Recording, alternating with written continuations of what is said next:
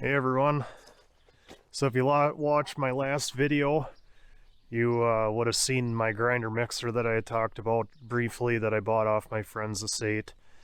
And this is also one of the other pieces of equipment I bought off of his estate. And I have wanted this truck for many years. The original owner that bought it brand new in 1961, actually his place was off to the west. And that truck has spent its whole life on that farm since 1961. So I think it'd be pretty tough to find a nice, unchanged original as this one. So if you stick around for at the end of the video, I kind of got a special message to go along with this one, because this is in a in memory video of my friend Miller. You know, he was someone who was very important to me, and of course, you know, now he's no longer with us, which is a real tough thing to talk about. But we'll got a little message to go along with, so maybe if you can stick around to the end. But let's get to looking at the truck here. So there's a 1961 Chevrolet 60 Viking. I don't know, some people might not like the hood shape on these 60 and 61 had the same hood, but 61 had this style of turn signal. You know, in 60 you just had a square with some like mesh here instead. And I don't know, these 61 trucks I think are just the coolest, one of the coolest ever. You know, next to my 70 Chevy is pretty cool too, but I really would like to find a 61 four-wheel drive. But anyway, this truck is, like I say, literally unchanged since 1961. It needs a good cleaning yet. I haven't gotten around to that. But I mean, even just the keychain, you know, Polka Chevrolet, Gaylord, Minnesota. And I thought that was a pretty neat key ring. I mean, this truck was even optioned with a factory radio too, yet that's something you didn't see a whole lot. You know, it says $42,497. I'm not sure if that's original or not. I mean, it very well could possibly be, but this truck actually did haul, you know, it looks like a grain truck, but it actually did haul a lot of cattle to the cities. And so maybe we'll talk about the box a little bit. I mean, it is a hydraulic box, a timber lock out of Hastings, Nebraska. You know, single grain gate on the back end. You know, one thing that's pretty cool is, so this is actually a tandem use box. This is definitely something you won't see very much of this day and age. If I can get this. So all these little sides got them little latches on, and then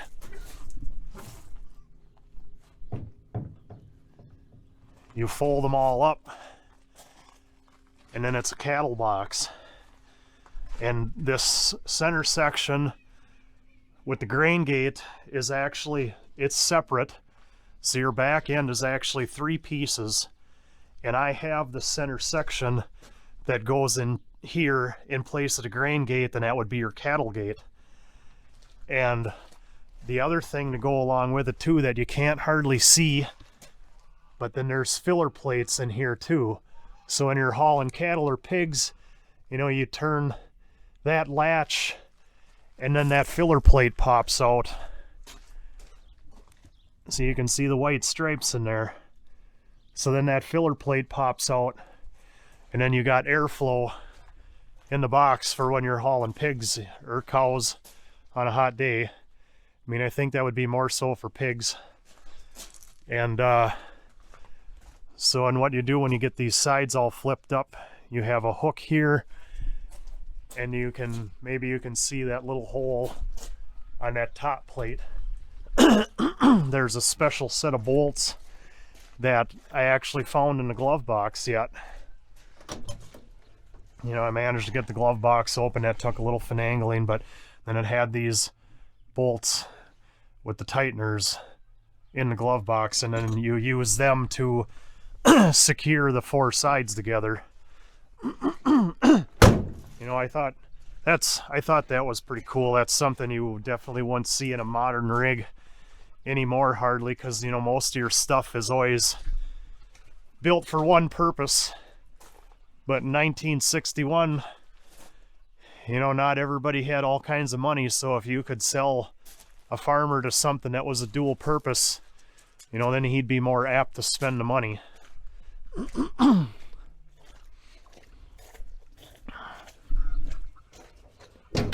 know, and then the one thing I thought was pretty cool on this truck is it has a few extra options, you know, like for one we've seen in the cab, the radio. And then the other thing it also has is the factory V8. And, you know, then this is why I said earlier on that I don't think you'll ever find a nicer, more original, untouched truck. I mean, it still has the oil bath air filter yet. And, you know, for 61, the one thing I don't like about these trucks is it has the hydraulic clutch. That I'm not really a fan of a hydraulic clutch, but I mean, if they work, they work. They're the best linkage there is. But when you have troubles with them and trying to get them bled, they're a pain. And the truck just starts excellent for something that didn't get a heck of a lot of use, and it can sit and sit and sit, and as long as the battery got charged, you know, choke and pump it, and she starts right up. I mean, this, and it just purrs along real good, runs good, drives good. Sometimes the brakes are a little sketchy, they need a little attention, but, you know, what old grain truck doesn't need attention on the brakes? I need to get a couple new tires for it at least. I got one flat one on the back, and then the fronts are getting kind of thin, but this still has the old Widowmaker rims, which I got replacements. I bought a mid-70s Chevy grain truck that still has split rims, but they're no longer the Widowmakers anymore. So I can I'll put two new steer tires on, and then take one of these front ones and put it on the back. That way the flat one gets fixed. And then, like I say, you know, another thing that I thought was pretty cool, you know, granted, the owner's manual was actually still in a glove box, but as you can see, the mice got to it. But another thing I thought was pretty neat, you know, what kind of neat stuff you find in a truck box. And here is a little old cardboard bag from Hardware Hank. I mean, I don't think I've ever seen that Hardware Hank logo, so that's pretty cool. And then I found this little notebook for Minnesota twine. I thought that was pretty neat. I always thought old farming advertisement from the 50s, 60s, early 70s, I always thought was pretty cool. Then even on the back side too, it talks about, you know, Minnesota farm equipment. And then, you know, for those of you that don't know, Minnesota farm equipment, you know, Minnesota State Prison, that's where everything was built. They had the prisoners building equipment. I always thought that was kind of a neat bit of history. And another thing that was really cool is I found this Athens truck flare, and it actually took a little bit of work to get this box open. Who knows when it was even open last, but so these are, I haven't played with them yet, but they're road flares. I mean, if you can hear that, there's still fluid in them yet. And I'm assuming this top opens up and there should be a little wick under there and light her up, and you know, that was your road flare. And then there's three of them. That's just like with your new trucks, how you got them 3 signal triangles that you're supposed to have in any commercial motor vehicle. You know, Here's that old school way, you know, nothing like setting 3 little balls of fire out when you got troubles. Hopefully you got a match or a lighter in the truck too. I mean, that I didn't, you know, when I looked in the crate here, I thought maybe there'd be a book of matches in there, but there wasn't. So, but then, you know, here too, fill with kerosene or signal oil to 1/2 inch of the top and set charred wick with tip just visible across the top of the cup. So, I don't know. The cool old stuff you find in a cool old truck. I just thought that was pretty neat.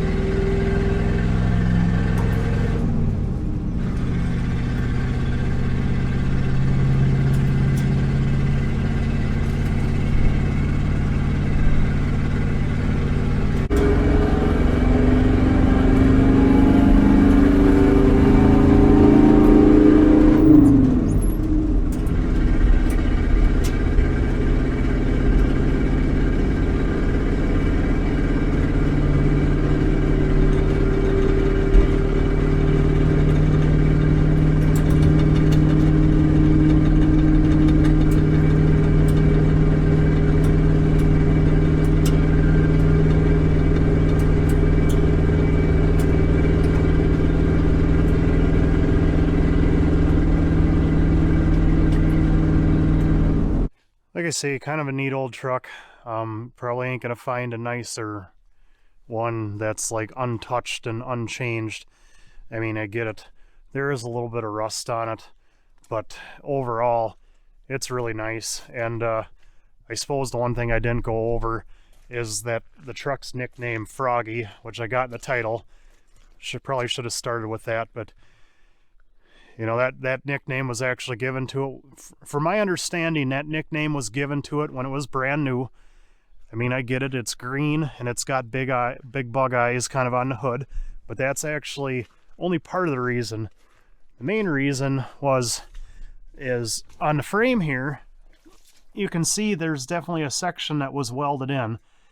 And why that is this truck actually used to have a shorter wheelbase when it was brand new. But from what I gather, even though it had that shorter wheelbase, it still had the same box on it. And when you had it loaded full of corn and you tried taking off, it would actually hop like a frog. Now, after I went driving, I should have had the wheels turned out. But one of the reasons why these trucks like to hop is it's actually not a solid front axle under these. Chevrolet ran a torsion bar on their trucks from 1960 until 62, I think. And you can actually see the big bar right there. That's the torsion bar. They run it off the top control arm. So this big truck's got all sorts of it's got ball joints and whatnot, tie rod ends, and it's not a solid front axle. So that's kind of one of the reasons why there isn't just too many of these left, because another friend of mine told me you couldn't get parts to fix any of that dang near in the 80s already. I guess he used to have a real nice 62 that was just cherry, and the front end was shot, so he had to get rid of it. But so these are some in-memory stickers that Miller's cousin had made up. Actually had to make a second batch of them. They had when I first put this on the truck, I thought, you know, I figured this was about the best place I could put it. You know, since I got the truck from him, and then when I put it on my personal Facebook page, you know, I had a lot of requests, you know, hey, I need one of those, so I had to have a second batch made up. And I just have, part of it just is covered up for privacy purposes. Not really sure if I have to do that, but I thought, you know, maybe, I guess, you know, no disrespect meant by it. It was just to for privacy. So Miller, you know, he was a real good friend of mine. He actually just lived a mile to the east of my place here, so it worked out pretty good. You know, we hung out quite a bit, either at his shop or my shop here. You know, crepes, I bet you 2 years stretch or so, it was almost every weekend, and then even sometimes during the week too. But we always helped each other out. You know, whatever stuff I didn't know how to do, he knew how to do, so it worked out pretty good. You know, like me with the wrenching and whatnot, and, you know, raising birds, and then him with the raising cattle and doing construction and then farming practices. And too, if you know, if either one of us needed a tool that the other didn't have, you know, when we were always borrowing stuff, just always had that, you know, hey, just let me know that you have it, or you can come get it whenever you want. That's pretty much how it worked between us. Yep, popular. I got, yeah, text, I suppose. Anyway, it's kind of interesting how him and me got to be such good friends, you know, because growing up, he was actually my brother's best friend. And, you know, my brother started a family and whatnot, and then he started chatting with me more, you know. We lived a mile apart, and we're both a couple of bachelors, so worked out pretty good, you know, sit and hang out all the time and chat and whatnot and shoot the breeze, you know how it goes. Always, you know, sometimes it's always a little different to talk about the future and whatnot. And, you know, the original owner of this truck here, he had a hired hand that, you know, them two would always go cruising on the gator to check out the crops and and see the neighbors and whatnot. And I always told him that I thought that was, always told Miller I thought that was pretty cool, them couple of old guys doing that. And I says, you know, one day that's gonna be you and me. So, I mean, it's kind of a tough pill to swallow that ain't gonna happen anymore. And too, you know, that first how many months after him being gone, I mean, it was always used to him coming over all the time and whatnot, so every time I'd hear somebody drive by, it was just natural. I'd still look up for that pickup, even though I knew full well it wasn't going to be there. So, you know, I guess if anybody takes anything out of this video, you know, make sure we always hang on to our loved ones dearly and let them know how much they mean to you, because, you know, we're never guaranteed how much time we have, unfortunately, and we never know when our time is up or when their time is up. So keep on, you know, enjoying life and living and getting together and hanging out and chatting. You know, make sure you always take plenty of pictures too. You know, because eventually there just comes a time where all we have left is memories. And it's, you know, it's kind of nice to have videos and videos and pictures to go along with it. So, you know, just and too, you know, if you ever need a help or someone to talk to or whatever, you know, make sure you reach out to friends of yours. And you know, I know sometimes we let life get the better of us and get a little too busy, but you know, we always need to make sure we reach out and keep in contact with everybody and let them know, hey, if you need some help, I'm here to help. You know, we just never know what people are going through until we talk about it. And you know, there's nothing wrong with asking for help neither if you need it. So anyway, it's kind of my inspiration, little speech for the day. Probably a little lackluster, but thanks for watching, y'all, and have a good one. God bless and take care. I fell asleep and caught up on the flame. I looked him in the eye. I knew it was time to flee.